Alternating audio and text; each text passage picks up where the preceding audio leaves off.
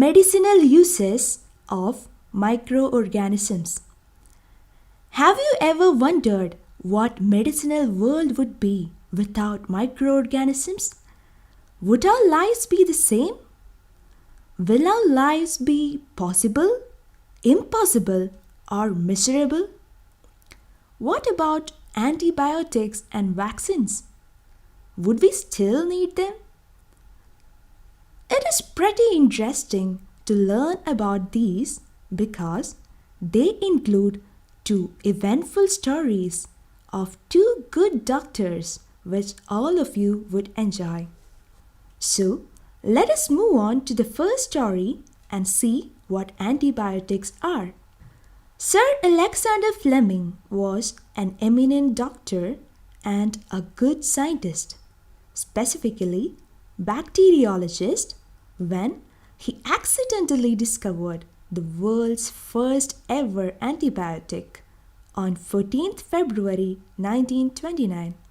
A special day indeed, right? Now, you will be wondering why I quoted the word accidentally. It was indeed an accidental discovery. In fact, Dr. Fleming was working on a culture of a disease-causing bacteria called Staphylococci, which he left uncovered in his lab.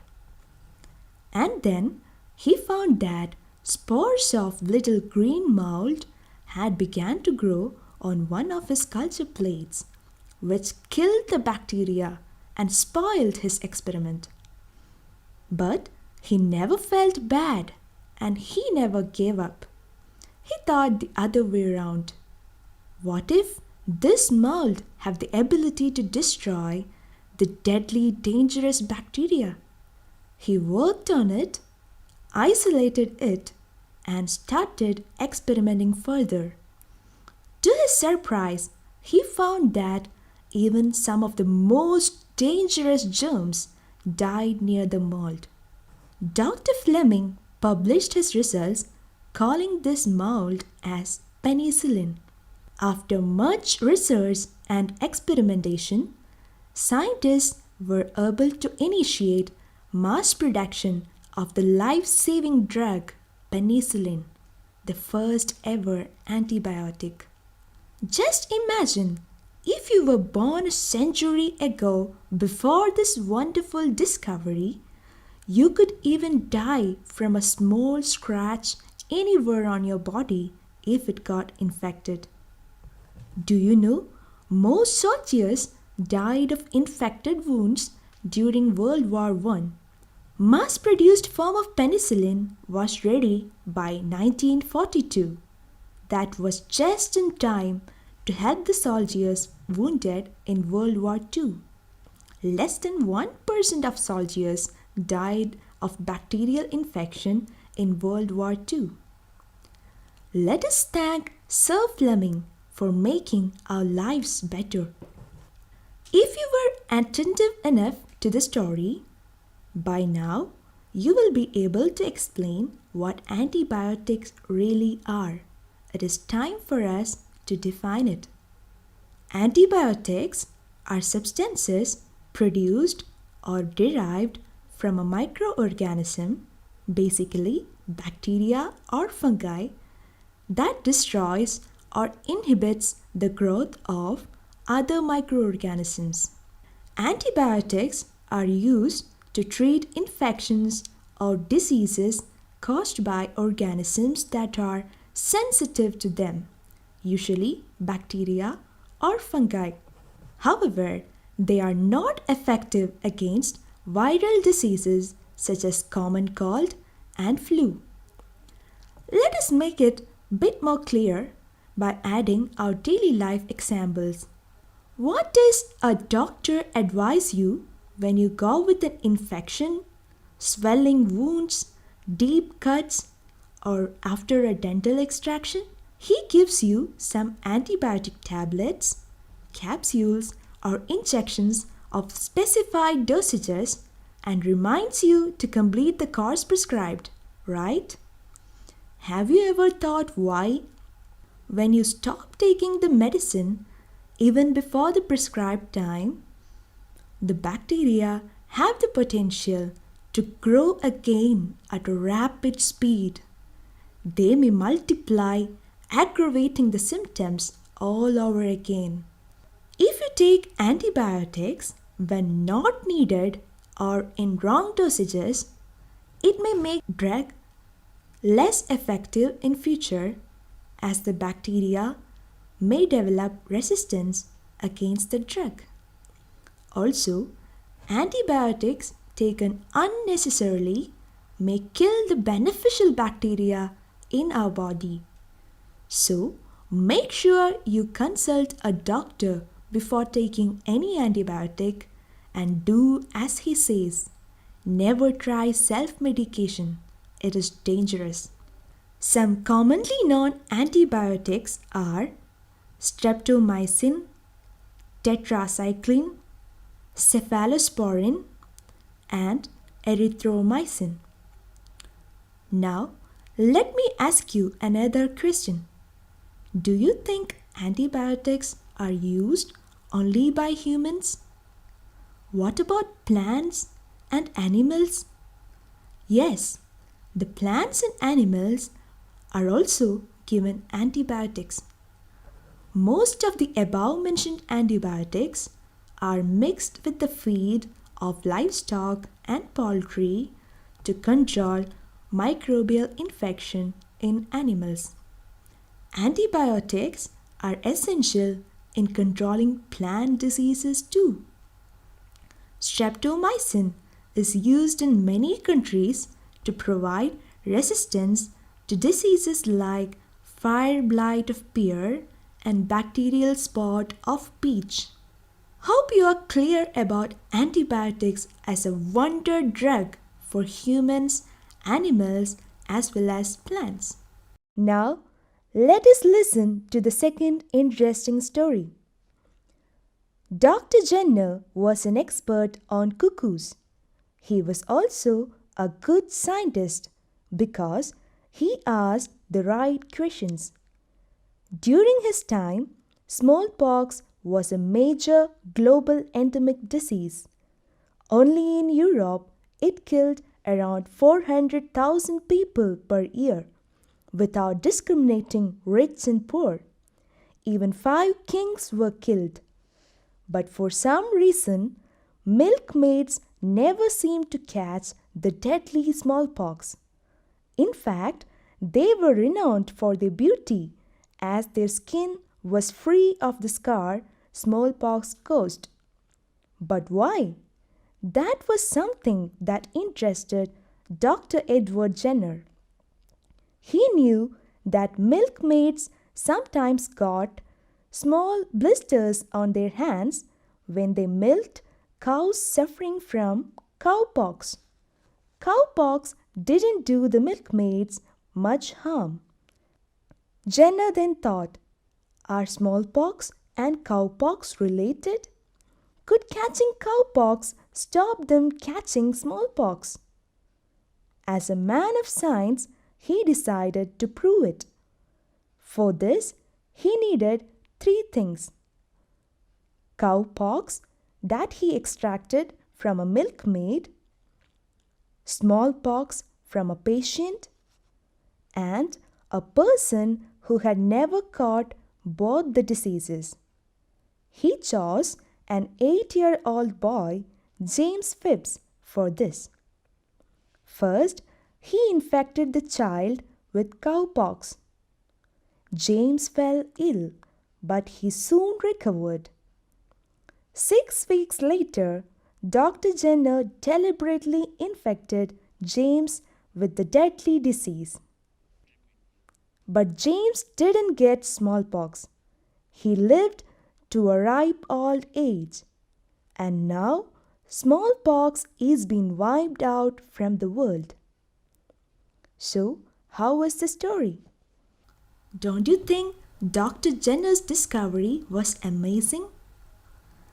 It was a time when almost 60% of the population in England was infected by the smallpox virus, and about 20% population died from it. It was his remarkable power of observation and the risk he took to prove his experiments that saved millions of lives. Edward Jenner is known to be a doctor who saved the most lives in the history of mankind.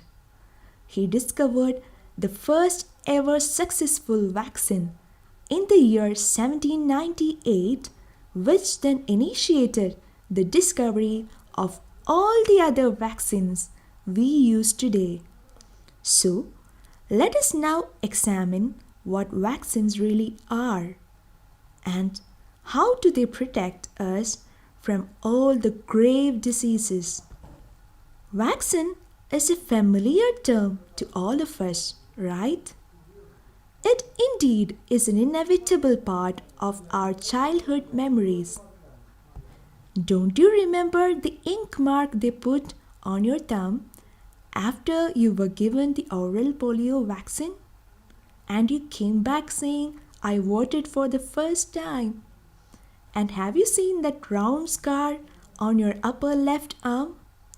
Or maybe on the right? Have you ever thought of reasons for it? To explain all these, first we shall try to define vaccine. As you observed in Jenner's story, vaccine is derived from the term vaccinia, which meant cowpox, because the first ever vaccine was derived from cowpox. Now, we could correlate these terms easily. Cowpox is a much weakened or milder form of the disease smallpox. Both the diseases are caused by microorganisms, that is, viruses. So, a vaccine is a dead or weakened form of a microbe which, when introduced into our body, safeguards us against the particular microbial disease. But how is our body stimulated to gain protection against the disease? Just by the introduction of a weakened microbe in our body? To answer this question, we should understand how a vaccine works. And I have a simple but colorful activity to explain this. Before proceeding to the activity, let us try and understand some basic terms related to the action of a vaccine. Have you ever heard of the term antibody? Don't confuse it with our antibiotics. Antibodies are nothing but the substances that are produced inside our body in response to the introduction of a vaccine. So, what do they actually do? In fact, they bind to a specific foreign particle, also called antigen, and blocks it from attacking the body. The foreign particle here is the weakened microbe itself. And the best part is, antibodies remain inside our body even after the antigen is destroyed and retains the memory, so that when the real disease comes, they are ready to block it. Let us see the activity to understand how vaccines work. We will consider this black colored sheet to be our body. Now, we are introducing a vaccine into our body. Consider this orange colored hexagon as the vaccine. This is nothing but the foreign particle or the weakened microbe about which we talked earlier. So, what happens next? How does our body respond? Yes, our body prepares antibodies to block the invader. Let us cut out these white sheets to make our antibodies. There is a simple rule we need to take care while doing so. That is, our antibodies must block the invader from all the sides. Let us try out making some antibodies. For instance, let us take our antibodies to be triangular shaped. You can prepare antibodies with any shape of your choice provided you follow the rule strictly. That is, block your invader from all the sides. Don't let it move and cause harm to your body. Here, our antibodies are ready, and see how they block the vaccine perfectly. Now, there comes the disease-causing microbe, much more dangerous invader, red in color. And just look at it. Its shape exactly resembles the vaccine. This gives us an added advantage of not wasting time preparing antibodies again. We have them readily available just in time to save us from the dangerous disease. We can even compare our antibodies to the brave soldiers who protect our nation. When the invader tries stepping in, they soon form a squad around and destroys him. Wasn't that interesting to know how our body responds? Immunization or vaccination is one of the most important and cost-effective strategies for prevention of life-threatening diseases and disabilities, and is thus a basic need for all children. The Ministry of Health and Family Welfare, Government of India, takes care of the immunization schedule for children in India. Most of you would have watched the advertisements regarding various vaccination programs in our country, like the recent ones on measles, rubella, MR vaccination campaign. All these advertisements are issued on public interest by the government for creating awareness. Now, let us spend some time to examine some of the most common vaccines and the diseases that they prevent us from.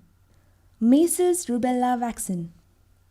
It is a 2-in-1 vaccine which saves us from the two highly contagious diseases, measles and rubella, caused by viruses.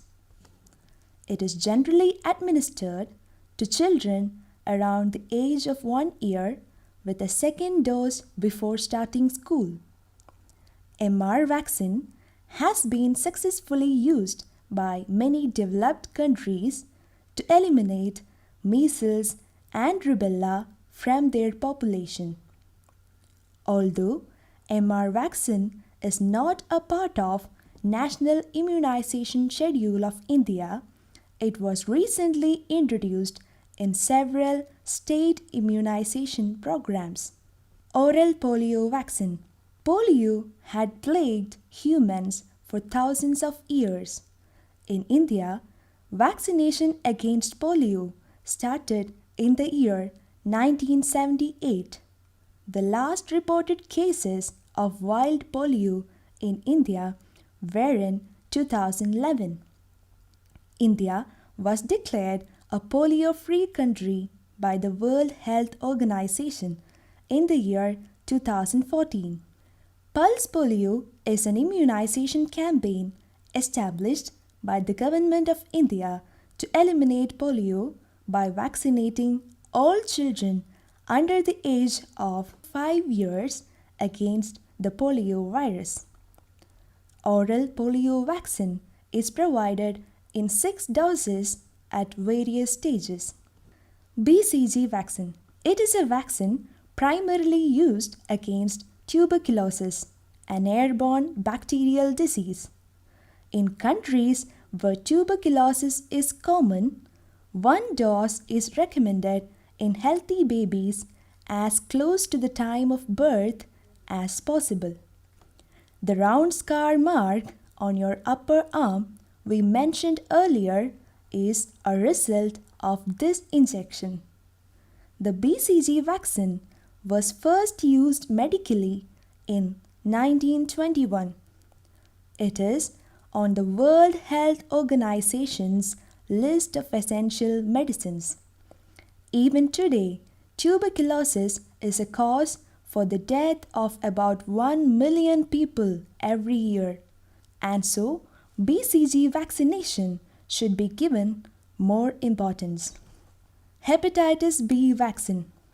It is used to prevent hepatitis B.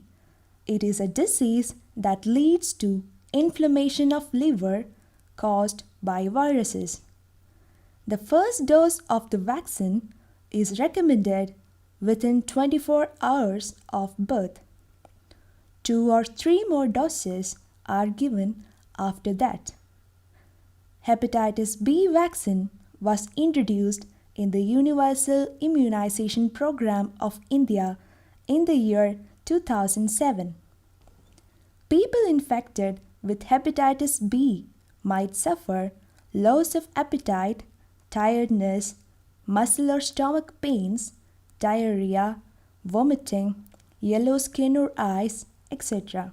People usually recover from hepatitis B after several weeks, but some become chronically infected. It is also a dangerous disease for which vaccination is preferable. Wasn't that interesting to find out why we all were vaccinated and how it has saved our lives against numerous life-threatening diseases? So, now let us end up our session saying thanks for vaccines and antibiotics for making our lives better. Thanks to you too for listening.